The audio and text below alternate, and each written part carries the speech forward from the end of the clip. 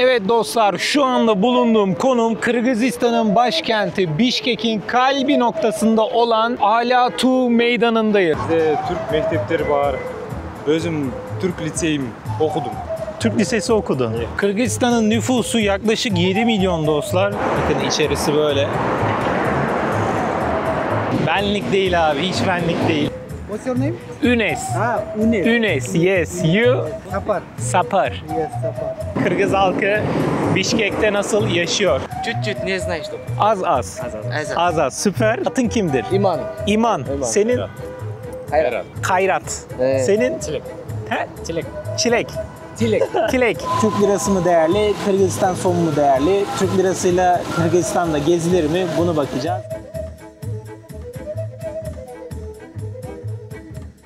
Selamlar dostlar. Yeni videoya hoş geldiniz.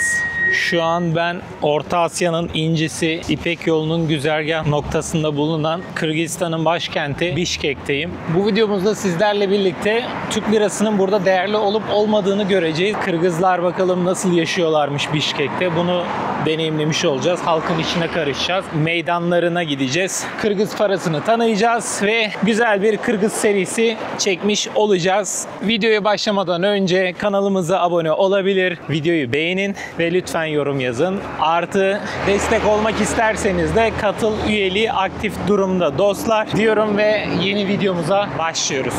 Çöker bozkıra, olur kurt yıldızlara, sürü dağda uyanır, köz parlar toprağında. Uyan ey kurdun soyu, atsız Türk kalmasın. Burası terk edilmiş, Bayer Express yazıyor. Terk edilmiş bir bina. Muhtemelen bir 50-60 yıllık, belki de 100 yıllık vardır. Sizlerle şimdi böyle Kırgızistan'ın sokaklarını arşınlamaya devam edelim. Hello. Nasıl tatlısın sen ya. Ya otobüste falan da böyle ilgimi çekti. Çocuklar yanakları böyle, tamam mı? Tam böyle sıkasın öpesin geliyor. Çekik gözler zaten. İnanılmaz ya. Bana en benzeyen ülkeyi buldum sanırım ya. Özbekler bana benzemiyor. Ama Kırgızlar bana daha çok benziyor. Bakın burası bir berber dükkanı.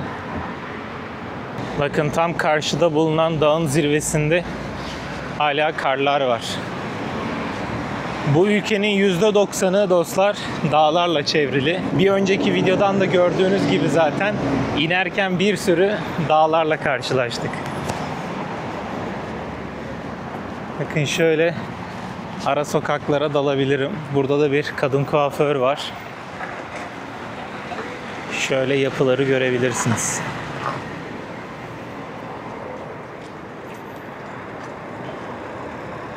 Siz şehri seyrederken ben de sizlere Kırgızistan hakkında ufak ufak bilgiler aktarayım. Bakın burada bir exchange var. Kırgızistan uzun yıllar boyunca Sovyetler Birliği'nin bir parçasıydı. 1991 yılında Sovyetler Birliği dağılmaya başladığında Orta Asya'daki cumhuriyetler de birer birer bağımsızlıklarını ilan etti.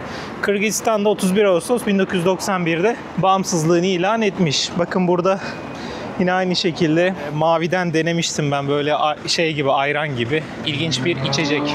Burada da bir marketleri var. Bakın her köşe başında o içeceklerden bulabiliyorsunuz.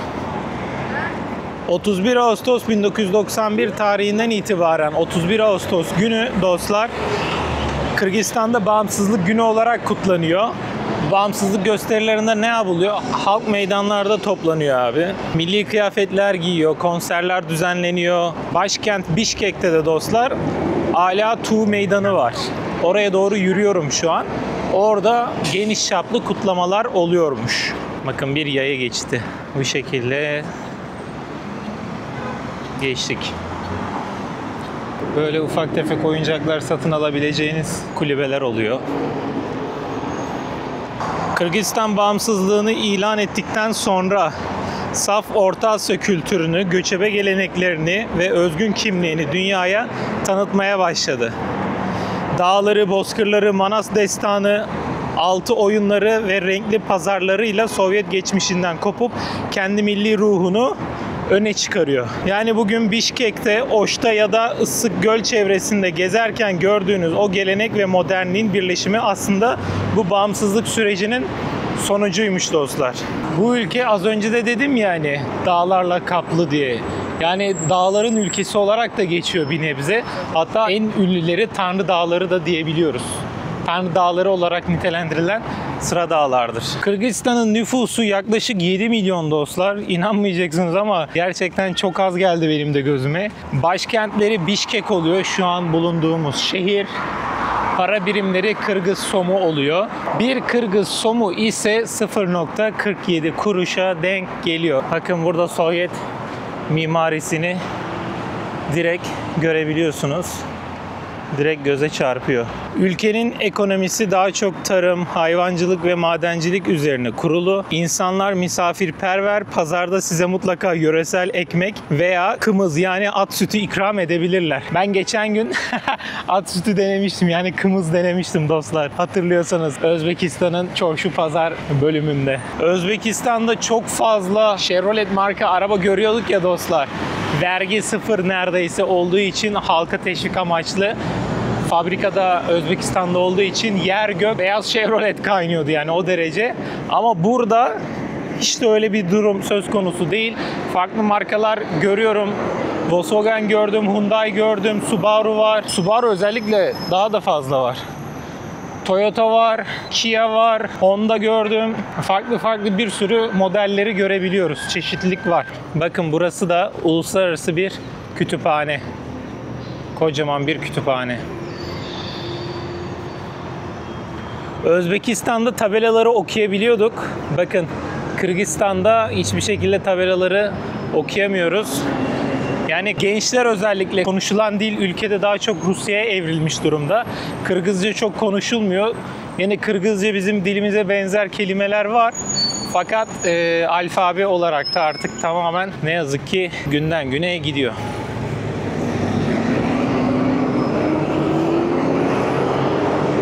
Ülke hakkında bu kadar bilgiyi verdiğimize göre dostlar artık gündelik hayata adapte olabiliriz. Bakalım yerel halk, Kırgız halkı Bişkek'te nasıl yaşıyor?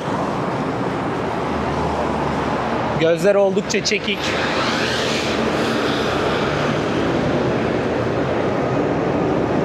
Kıbaç var. Bunun adı nedir? He? Maxim Çoro. Maxim Çoro. Çalap. Bundan bir tane alabilir miyim? Bir tane. Bir bardak. Ufak bardak. Aynen. Ne kadar? Kaç son? Yok. Sade ondan. O da kahverengi geldi. Ne kadar? 24. Birazdan size Kırgız somunu da tanıtacağım dostlar. Öncelikle şu içeceğimizi içelim.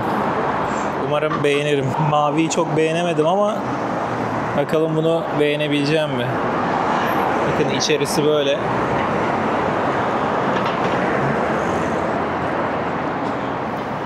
Oo. Çok nasıl diyeyim, soğuk kahve değil. Sütümsü bir şey var ama benlik değil abi. Hiç benlik değil. Gerçekten. Beyaz daha güzelmiş. O beyaz da ama boğaz yakıyor hafif asitten dolayı. Bakın ara ara böyle eski ladalardan da görmek mümkün. Hadi şu önümüzdeki beyaz olan ladanın modelini, markasını ve yılını tahmin etmeye çalışalım yorumlarda. Merak ettim, bakalım bulabilecek misiniz şunun. Lada'ydı galiba ya. Lada olması lazım.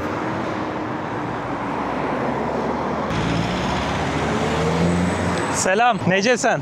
Ha? Necesen? Şimdi İyisin. ha iyiyim. İyisin. Bağdayak var ya. Düz. Üstten 10 vurup durup ikinci koşu. Tamamdır. İsmin nedir? Maksat. Maksat. Rahatınız kim? Ünes. Güneş. Atınız kim mi deniliyor sizde? İsminiz nedir? Nova. Atınız kim? Atınız kim? Anladım. Çok memnun oldum. Şad oldum. Türkiye'den geldim. Bizde Kırgızstanda Turetski bilgenler көп, Türkçe bilgenler. Bizde Türk mektepleri var. Özüm Türk liseyim okudum. Türk lisesi okudun. Evet. Aa süper. Çat pat o zaman Türkçe biliyorsun. Anlayabiliyorsun beni. Hiç ne biliyorum. Biraz anlayabiliyorsun. Türkiye'ye geldin mi peki hiç? Gelmedin mi? Çok. Gel mutlaka beklerim. Misafirim olursun. Öz klinikada işteyim. Bugün birinci günüm. Birinci günün. Birinci günüm klinikada. Aa süper. Adınız kim dediniz? Yolumuz bir. Yolumuz? Bir. Dostlar siz de Instagram'dan takip etmiyorsanız yolumuz bir yazarak Instagram'dan eş zamanlı takip var. edebilirsiniz. Aynen. Yolumuz bir. Okey. Çok, İstanbul'a geldiğinde yaz bana, seni misafir edeceğim. çok karışık. Tamam. Memnun oldum çok. Kendine iyi bak. Görüşürüz. Kardeşimiz liseyi Türk Lisesi olarak okumuş. Türkçe ile de çatpat haşır neşir olmuş. Kimin heykeli? Şimdi böyle durumlarda bakın. Şimdi alfabeyi çözemiyoruz ya. Alfabeyi çözemediğimiz durumlarda şöyle yapabilirsiniz. Google çevirinin, bakın ben daha önce çevirmiştim. Kırgızca Türkçe'ye çeviriyorsunuz. Buradan fotoğrafını çekiyorsunuz bunun. Tık çıkıyor. Gendi Pavluk'muş adı. Gendi Pavluk. Rusça mı acaba bu yazıyor ya? Rusça bir deneyelim. Sözleriyle hürriyet eken kişiye demiş. Demek ki bu abimizin sözleri iyiymiş. Bakın şu karşıda bulunan yer ise opera, bale, tiyatro salonu dostlar. Tam karşıda. Ya ben şeyi seviyorum ya. Bu Avrupa'da da olsa, Sovyet ülkelerinde de olsa böyle opera, bale, tiyatro alanlarının hala o eski korunmuş olmasını, ne bileyim günümüze kadar güzel bir şekilde o binaların bugünlere erişmiş olması beni gerçekten mutlu ediyor. Geldiğimizde böyle gördüğümüzde ben mutlu oluyorum. Hatta Moldova'ya gittiğimizde Moldova'da içine giremedik, içimde kalmıştı. Sovyet ülkelerinde bu tarz böyle caddelerde özellikle bakın 1, 2, diğer tarafta 3, diğer tarafta 4, 5, 6, 7, 8 çıkışlı bir alt geçit var. Bu alt geçitlerin yapılış amacı sadece yayların alttan girip üstten çıkması değil. Olası bir savaş zamanında bu tarz yerler metro istasyonları, özellikle tren istasyonları sığınak olarak kullanılıyormuş. Ondan dolayı böyle geniş, büyük ve hacimli yapılmış. Bakın bayağı derine doğru iniyor. İçerisi de oldukça geniş.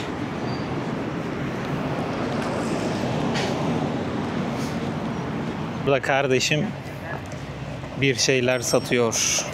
Selam. Çin Airport. Ne kadardır? Kaç son? 800. 800 son. 400 lira. Kolay gelsin. Çin malıydı ama. Bakın buralarda da şu karşıda dükkanlar falan var.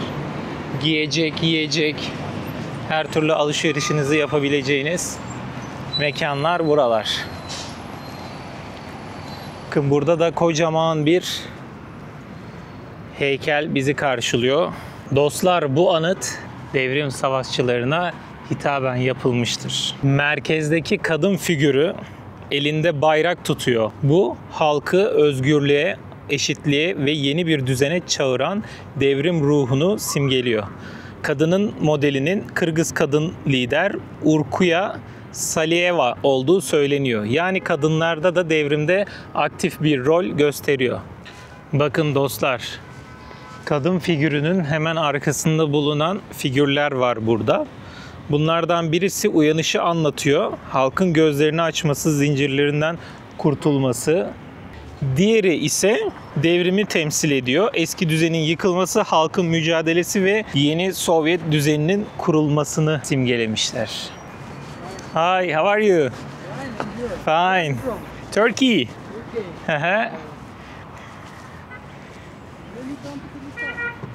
One day here. One day here. One day here. Today here now. For travel. What's your name? Ünes. Ines? Ünes. Yunes. Ünes. Unes. Ünes. Yes. You. Sapar. Sapar. Yes, Sapar. Nice to meet you. See you.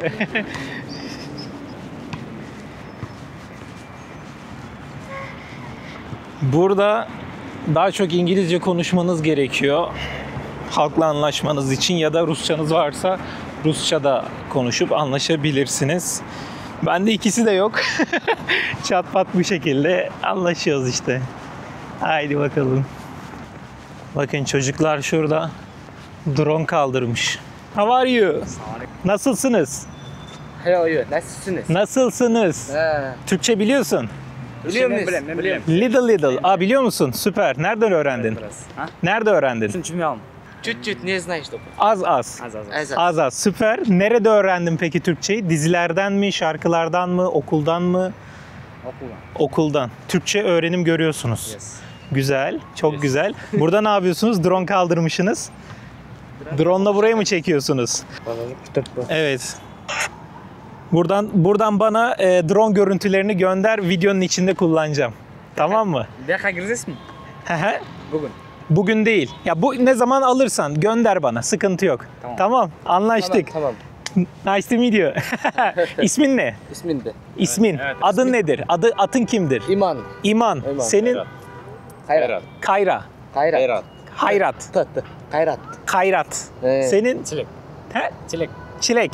Çilek. Çilek. Heh, ben de Ünes. Jolka. Ben de Ünes. Enes. Memnun oldum. Şad oldum. Görüntüleri bekliyorum. Tamam. Hadi görüşürüz. Drone görüntülerini alalım ya. Bakın burası da sinema. Oo, şu Kırgız sinemasına gidilir mi ya? Baksana. Şu çok güzele benziyor. Altın Kadeh ödülü en iyi uzun metraj film diyor. Kapa Kızı Kaptan diyor. Bak buna gidilebilir. Belki giderim ya. Belli olmaz. Kırgızistan'da da Kırgızca bir sinema keyfi olmuş olur. Belki denerim. Evet dostlar, şu anda bulunduğum konum Kırgızistan'ın başkenti Bişkek'in kalbi noktasında olan Alatu Meydanı'ndayız. Bu meydanda bütün devlet törenleri, konserler, büyük etkinlikler hepsi burada oluyor. Burada gerçekleştiriliyor. Bu meydanda oluyor. Burası resmen Kırgızistan'ın, Bişkek'in kalbi oluyor. Yukarıda gördüğünüz kocaman bir Kırgızistan bayrağı dalgalanmakta ve yanında da kocaman bir heybetli atın üstünde durmuş ve Manas destanını, o meşhur Manas destanını dillerden dillere, kalplerden kalplere, ta bugünlere ulaşan o dev Manas destanını anlatan bir heykeli görüyoruz.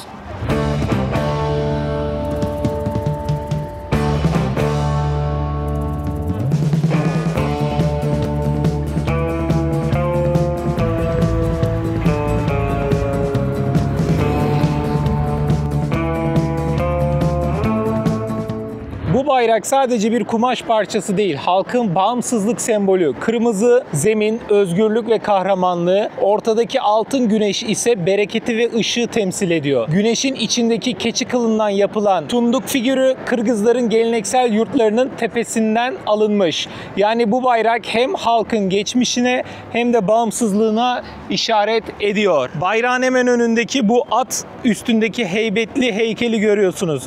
Bu heykel Kırgızların ulusal destanı Manas'ı gösteriyor. Manas sadece bir kahraman değil, bütün bir halkın birliğini, cesaretini ve vatan sevgisini anlatıyor. Atın üzerinde dimdik duran bu figür Kırgızların özgürlük için verdiği mücadeleyi anlatmaktadır. Ve buradan muhteşem bir görüntü sunmaktadır size. Evet dostlar, her şeyi tanıttık, bir şey tanıtmadık. Ülkenin para birimini tanıtmadık.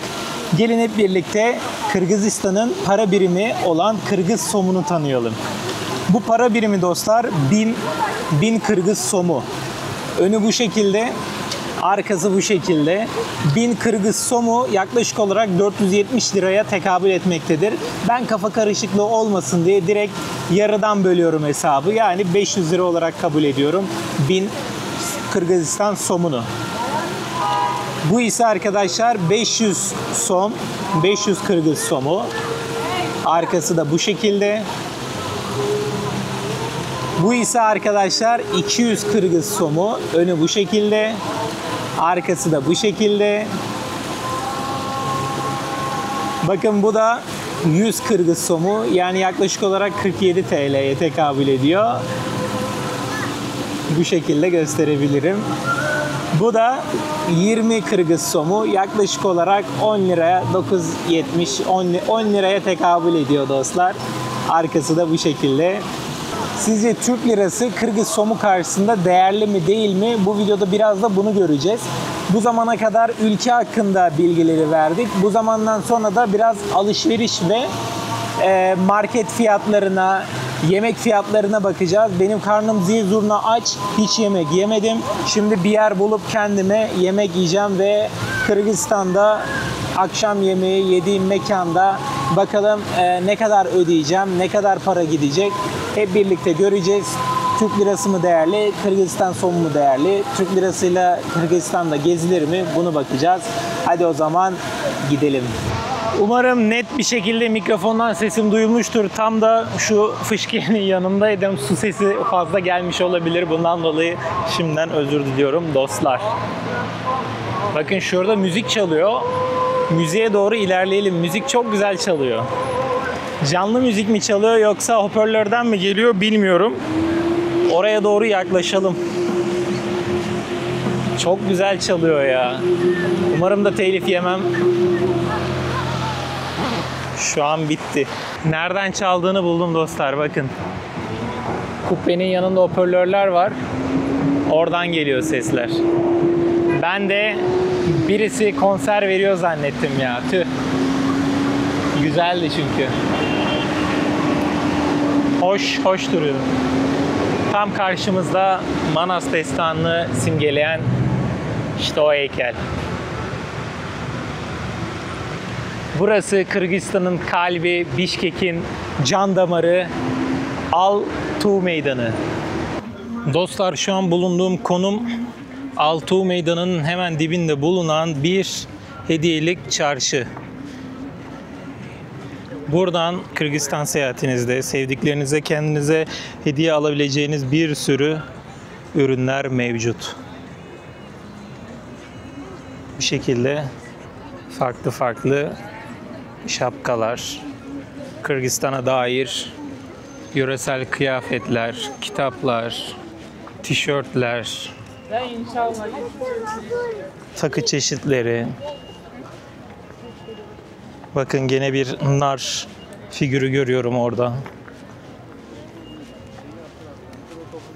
Bakın burada kocaman bir pusula var. Salt, North, West, Earth. Ve tam şu an orta noktasındayım. Kırgızistan'ın yöresel çadırı olan yurt var. Bu yurtun da içine girelim. Gerçek bir yurt nasıl oluyormuş görelim. Atalarımız buralarda yaşamış dostlar. Şu şekilde gösterebilirim size. Böyle içine giriyorsunuz. Hello. Kırgızistan bayrağındaki o simge. Bu şekilde tahtadan oluşan ve böyle püsküller olan bir ferah ev, yurt. Buralarda yaşıyorlarmış geleneksel olarak. Bakın burada bir tane daha var. Şurada bir tane daha var trenlerin önünde. Ve gene bir kadın figürü. Artık gün batıyor. Ben de iyice acıktım. Hadi artık yemeğe gidelim, artık yemeğe. Dostlar gün muazzam batıyor ya, bakar mısınız? Böyle bir yer buldum, mübarek yazıyor. Bayağı da içerisi dolu. Bir girip bakayım, menüsünü karıştırayım. Dişime göre bir şey varsa yerim. Kardeşlerim vallahi acımdan öldüm ya. Öyle böyle değil. Bir ara bir yerlerde bir dükkan buldum. Burası şavurma falan yapıyor. Bakın arkada menü gözüküyordur. Ben bir tane şavurma söyledim. Bakın. Kocaman kalın bir şavurma. Artı yanına da kola. Bu masa ne kadar biliyor musunuz dostlar? 140 TL. Şu kalınlığa bakar mısınız? Üf. Ve et arkadaşlar. Tavuk değil. Normal et. 140 lira ya.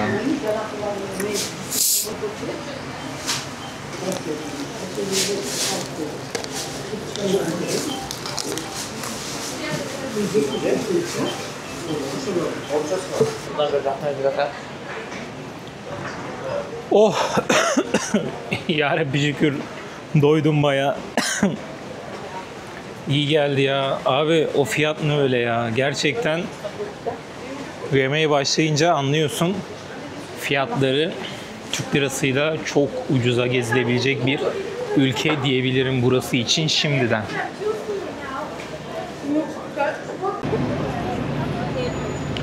Evet kardeşlerim, Kırgızistan'da ilk gün videosunun sonuna gelmiş bulunmaktayız. Yayında ve yapımda emeği geçen siz değerli seyircilere teşekkürlerimi bir borç bilirim. Bir an İstanbul'dayım gibi hissettim yani. Bakın burada böyle bütün mısır satılıyor, süt mısır. Oh bu ne ya? Aa Özbekistan'da korna yoktu, burada dolu korna sesi var. Allah Allah. Neyse dostlar, bu bölümün sonuna geldik. Bir sonraki video Kırgızistan'ın meşhur pazarlarından birisi olan Oş Pazarı'na gireceğiz. Halkın arasına karışacağız. Pazarda gezeceğiz. Bakalım neler göreceğiz. Bir sonraki videoda çok güzel şeyler yaşayacağımızı düşünüyorum. Kanala abone olmayı unutmayın. Tekrar hatırlatıyorum. Videoyu beğenmeyi unutmayın ve videonun altına yorum yazmayı unutmayın. Nacizane düşüncem, eğer bizlere destek olmak isterseniz katıl butonundan kanalımıza üye olabilir, katılabilirsiniz. Görüşmek üzere. Bye bye.